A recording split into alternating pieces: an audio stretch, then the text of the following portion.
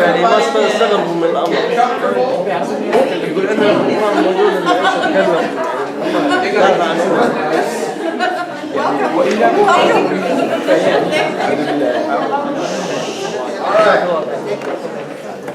So, I'm going to start on my right side. I want you to tell me some things that you saw that were different, whatever group, we'll start over here, in the two different scriptures that you read. I'm going to start with this group. We noticed that the were quite different. Everybody listening? Everybody repeat what Sister Oscar is saying. The depictions were quite different. In the first one, it's more of like a peaceful passing, whereas in the second one, it's more like he's suffering, he's in pain, he's tortured, in the second one, he's crying out, saying, "Why have you forsaken me?" So, and crying out to God, where in the first one, he's telling the people beside him, "Oh, you'll join me in paradise." And also, it seems like in the second one, there's more ridicule going on, and also the people on either side of him are also looking down upon him. So that was mainly what we saw. Very good. What about the next group? Who's the next group?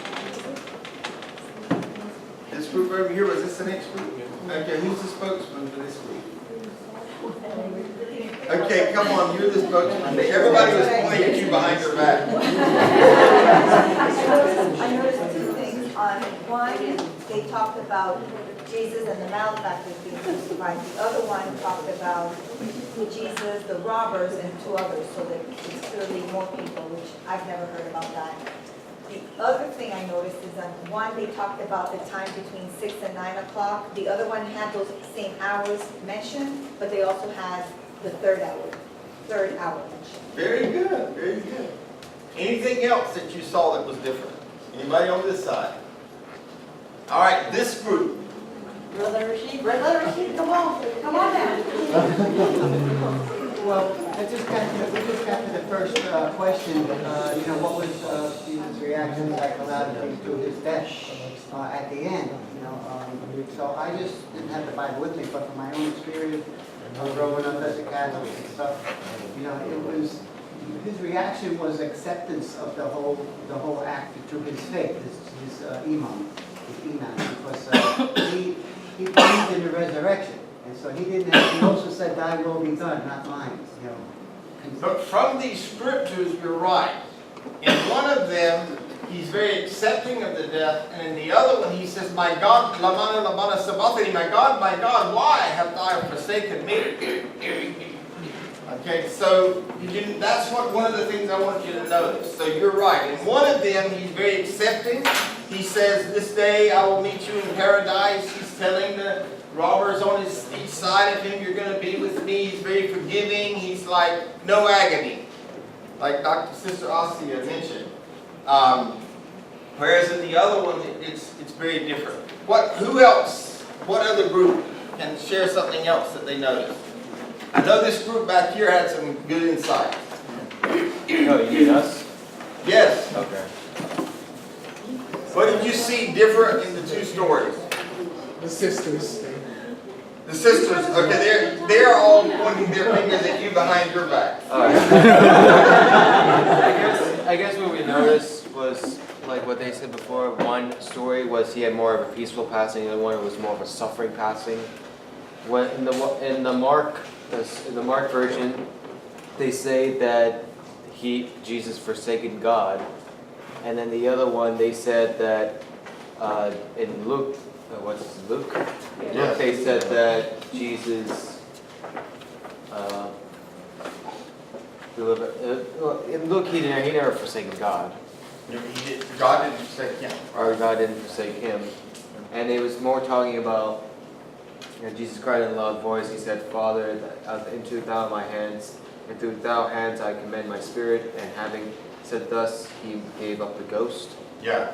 And that's when, and they both mentioned the ghost in in Mark's version, when he finally died, the ghost came out of him, and then they claimed that this is the Son of God. And then, but in Luke's version, they said that this is a righteous man. So I think those were the two main differences that we kind of saw pop out. Because Luke's, I think, claims that he was a righteous man, but he never said that he was the Son of God. And yet, in Mark's version, they claim that he was the Son of God because of his suffering, and then the fact that you had to kill a God to be forgiven for your sins. Because they say that God, where he said, like, God, why have you forsaken me? If a prophet is the most beloved to God, God would never forsake him, because that would be a bad example to the people. Right now, I just want you to share what you saw in the two scriptures. I don't want you to teach the class for you. Okay? I'm going to do that. But did anybody else see anything different in the two scriptures? Yes. And Mark talked about the curtain in the temple being rent. And then in Luke, I don't see that mentioned. That's a great point. I didn't hear it. Can you say that again? In Mark, it talks about the curtain being rent in twain or rent in two. It actually does talk about it later in two references, but I'm going to tell you a difference in meaning later on. So if you'll bear with me, I'm going to give you a synopsis of what I saw when I read them, okay? And then you can go back as a fun exercise. You can pick up a Bible very cheap if you want to do this, because really and truly, folks, I got to keep going because of our time. I forgot one more. Let me just go with this if I can. I appreciate it, but we've got to move, otherwise I won't finish at 1 o'clock today. If you want to go back and look at these stories, it's a great tool for dialogue. So, in Mark's version of the story of Jesus' death, Mark 15, 14 through 39, Jesus is condemned to death by Pontius Pilate, mocked and beaten by the Roman soldiers, and taken off to be crucified. Simon of Cyrene carries his cross, and Jesus says nothing the whole time. He's quiet. The soldiers crucify Jesus, and he still says nothing. Both of the robbers being crucified with him mock him. Those passing by mock him. The Jewish leaders mock him. Jesus is silent until the very end, when he utters the wretched cry, Eli, Eli, lama sabachthani, which Mark translates from the Aramaic as, my God, why have you forsaken me? Someone gives Jesus a sponge of sour wine, which is vinegar to drink. Oh, okay. He breathes his last and dies. Immediately, two things happen. The curtain in the temple is ripped in half, and the centurion, looking on, acknowledges truly this man was the Son of God. Okay.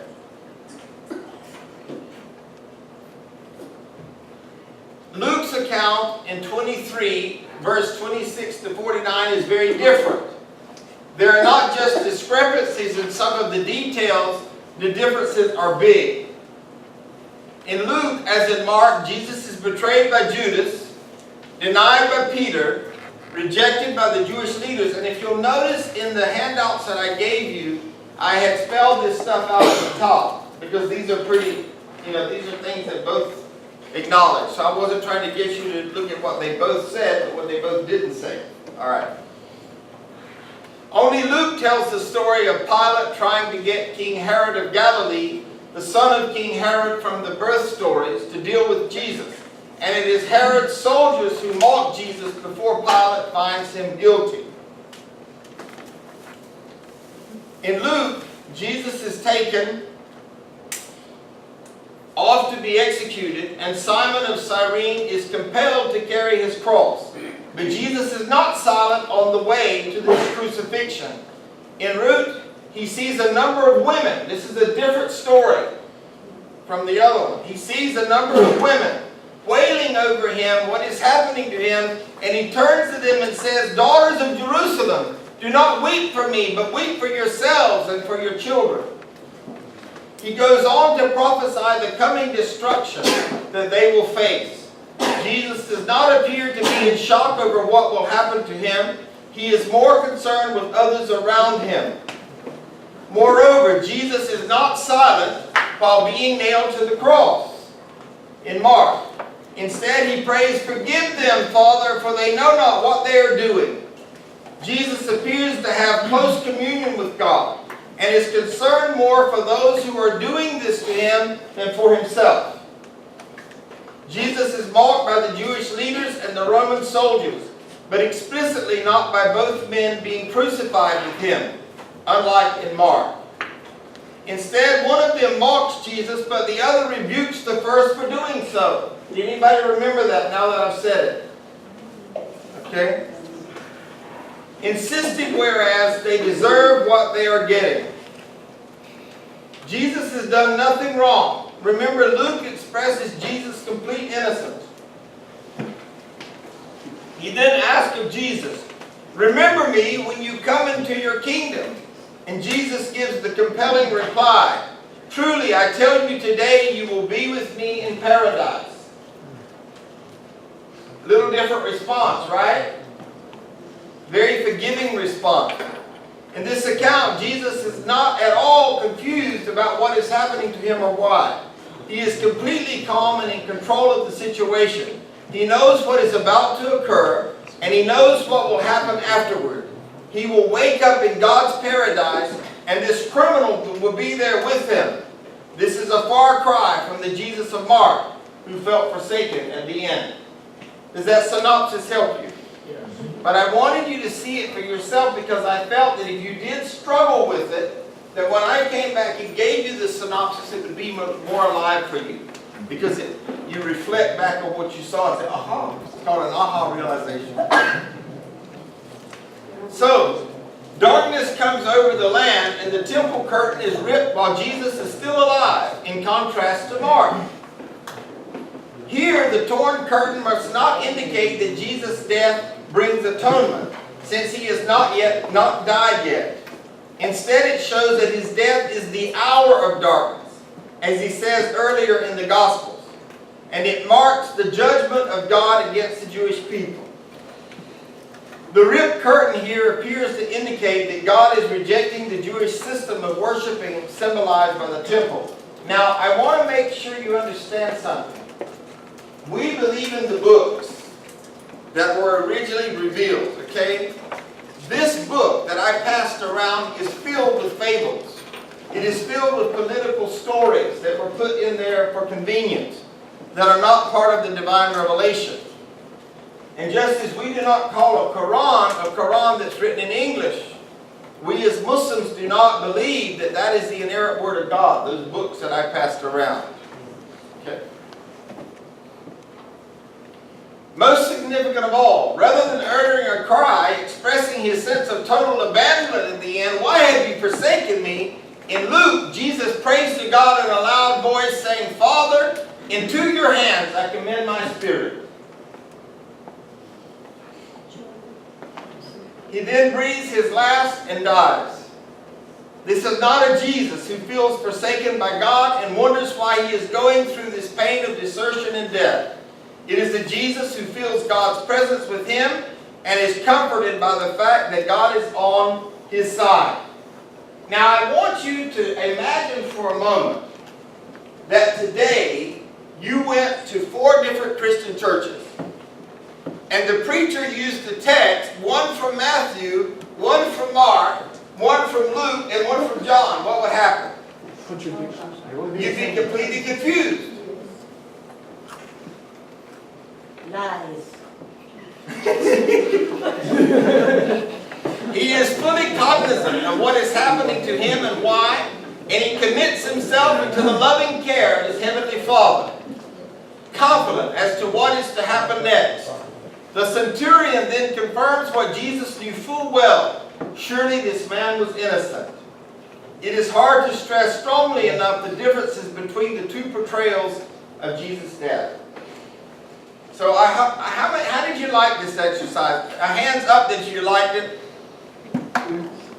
Okay, alhamdulillah. So you saw benefit in it? Good, okay. I'm glad to hear that because I was a little worried about it, I must admit. I think the next time we have to go into separate rooms. Separate rooms? Okay. there is no original Bible. It's all lies. Well, it's not all lies, but it's a lot of confusion. Let's just say that. Now here's the problem. When readers take these two accounts and combine them into one overarching account in which Jesus says, does, and experiences everything narrated in both Mark and Luke, the message gets completely lost. Jesus is no longer in the deep agony and despair of Mark. He is so confident, calm, and controlled in Luke.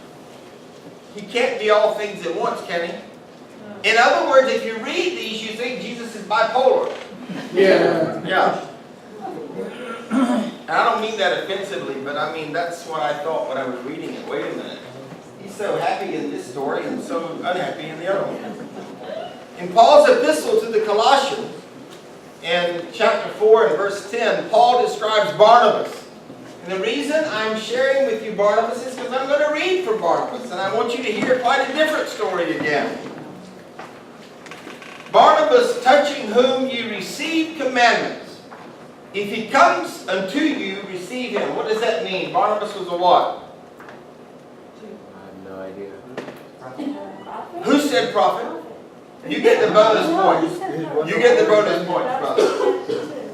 Allah is saying, if this man comes unto you, receive him. Who does that sound like? Oh, the prophet. He said that about all the prophets, right? If they come, receive them. 125,000 came. Guess what? This is one of them. Okay. Barnabas is also mentioned, and you might want to look this up just for fun. In Acts 4:36, Acts 9:26 and 27, Acts 11, 22 through 30, Acts 12, 25, Acts 13, 1 and 2, and Acts 14, 11 through 15. The Acts are Bible verses. Yeah, Matthew, Mark, Luke, John, Acts. It is the 5th book of the Bible.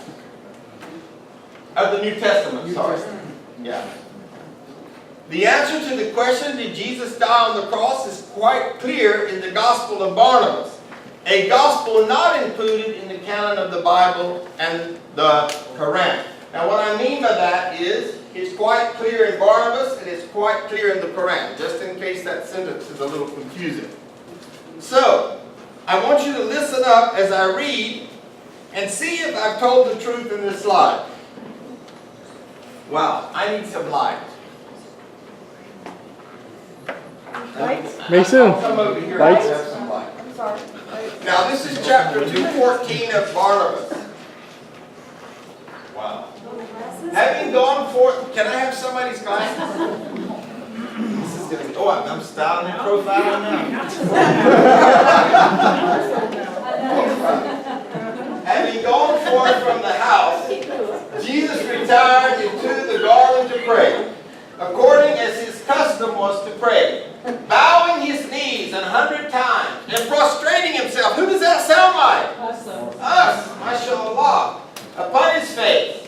Judas, accordingly, knowing the place where Jesus was with his disciples, went to the high priest and said, if you will give him to me, or give what you have promised, which was 30 pieces of silver, 30 pieces of gold, according to which translation you look at, this night will I give into your hand Jesus, whom you see. For he is alone with 11 companions. The high priest answered, how much seekest thou? Said Judas, 30 pieces of gold. Then straightway the high priest counted unto him the money, and sent a Pharisee to the governor to fetch soldiers unto Herod. And they gave a legion of them, because they feared the people. Wherefore they took their arms, and with torches and lanterns upon staves went out to Jerusalem. Did I tell you the right thing in 2:14? Does it agree with that up there, that Judas betrayed Jesus? Alright, let's see if I tell you the right thing in chapter 2:15. When the soldiers with Judas drew near to the place where Jesus was, Jesus heard the approach of many people. Wherefore in fear he withdrew into the house, and the 11 were sleeping. Then God, seeing the danger of his servants, commanded Gabriel, Michael, Raphael, and Uriel, his ministers, to take Jesus out of the world. The holy angels came and took Jesus out by the window that looketh toward the south. They bare him and placed him in the third heaven in the company of angels, blessing God forevermore. Is that in keeping with what I said? Yes. A divine rescue. Who teaches the divine rescue of Jesus? The Quran. Chapter 2:16. Jesus entered impetuously before all into the chamber which Jesus had been taken up, and the disciples were sleeping, whereupon the wonderful God had been wonderful, insomuch that Judas was so changed in speech and in face to be like Jesus, that we believed him to be Jesus. Who teaches that, folks? Absolutely. Oh my God, so he was And- saying crucified? Yes. Except our hadith doesn't say it was Judas, but it's believed to be Judas because of this and other records. And he, having awakened us, was seeking where the Master was, whereupon we marveled and answered, Thou Lord art our Master. Hast thou not forgotten us? And he smiling said, Now are ye foolish, that know not me to be Judas Iscariot? And as he was saying this, the soldiery entered and laid their hands upon Judas, because he was in every way like to Jesus. We, having heard Jesus saying, and seeing the multitude of soldiers, fled as beside ourselves. And John was they were saying, I'm beside myself, way back then. You know, we always say, I was beside myself. But see, that's what they said, the same thing in Barnabas. And John, who was wrapped in a linen cloth, awoke and fled. And when a soldier seized him by the linen cloth, he left the linen cloth and fled naked. He was streaking. For God heard the prayer of Jesus and saved the 11 from evil. How far did I go? Let's look at this one. The soldiers took Judas and bound him, not without derision, for he truthfully denied that he was Jesus. And the soldiers, mocking him, said, Sir, fear not, for we are come to make thee king of Israel. And we have bound thee because we know that thou dost refuse the kingdom. I really appreciate these glasses, Sharon. They're going to come in handy. Jesus answered, Now have you lost your mind? Have you lost your senses? Judas answered, I'm sorry. Ye are come to take Jesus of Nazareth, with arms and lanterns as against a robber. And ye have bound me that have guided you to make me king? Then the soldier lost their patience, and with blows and kicks they began to flout Judas, and they led him with fury into Jerusalem. John and Peter followed the soldiers afar off, and they affirmed to him who writeth that they saw all the examination that was made of Judas by the high priest and by the council of the Pharisees, who were assembled to put Jesus to death. Whereupon Judas spoke many words of madness, insomuch that everyone was filled with laughter, believing that he was really Jesus, and that for fear of death he was feigning madness. Whereupon the scribes bound his eyes with a bandage, and mocking him said, Jesus, prophet of Nazarene. For so they called him, them who believed in Jesus. Tell us, who was it that smote thee? And they buffeted him and spat in his face. Did you read that in the verses I gave you? When it was morning, there assembled the great council of scribes and elders of the people. And the high priest with the Pharisees sought false witnesses against Judas, believing him to be Jesus. And they found not what they sought. And why say I that the chief priests believed Judas to be Jesus? Nay, all the disciples with him who writeth believed it. And more the poor virgin mother of Jesus, with his kinfolks and friends believed it. Insomuch that the sorrow of everyone was incredible. You talk about a miracle of God. His own mother didn't recognize him. Allah made it to look like Jesus, that according to Barnabas, his own mother didn't recognize him. Now that is a divine transformation. How that he should be taken up from the world, and that he should suffer in a third person, and that he should not die until near the end of the world. Wherefore he went with the mother of Jesus and with John to the cross. Now, did you hear a sentence where I said that he should not die until near the end of the world? Yes. Who teaches that? In the Quran. Alhamdulillah. The high priest caused Judas to be brought before him, bound, and asked him of his disciples and his doctrine. Whereupon Judas, as though beside himself, answered nothing to the point. The high priest then adjured him by the living God of Israel that he would tell him the truth. Judas answered, I have told you that I am Judas Iscariot, who promised to give into your hands Jesus of Nazarene. And yea, by what art I know not, are beside you. For ye will have it by every means that I am Jesus. The high priest answered, can you imagine what Judas felt? Trying to convince these people that he was not Jesus. The high priest answered, O perverse seducer, thou hast deceived all Israel, beginning from Galilee even into Jerusalem here, with thy doctrine and false miracles. And now thinkest thou to flee the merited punishment that befitteth thee by feigning to be mad? As God liveth, thou shalt not escape. And having said this, he commanded his servant to smite him with buffetings and kickings, so that his understanding might come back into his head. We're going to beat some sense into you, buddy. That's what they were saying. The derision which he then suffered at the hands of the high priest's servants is past belief. For they seriously devised new inventions to give pleasure to the council. So they attired him as a juggler, and so treated him with hands and feet, that it would have moved the very Canaanites to compassion if they had beheld that sight. But the chief priests and Pharisees and elders of the people, and their hearts so exasperated against Jesus, that believing Judas to be really Jesus, they took delight in seeing him so treated.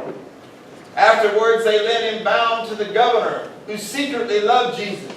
Whereupon he, thinking that Judas was Jesus, made him enter into his chamber and spoke to him, asking him for what cause the chief priest and the people had given him into his hand. Judas answered, if I tell thee the truth, thou wilt not believe me, and perchance thou art deceived, as the chief priest and the Pharisees are deceived. The governor answered, thinking that he wished to speak concerning the law, now knowest thou not that I am not a Jew, but the chief priests and the elders of thy people have given thee into my hand,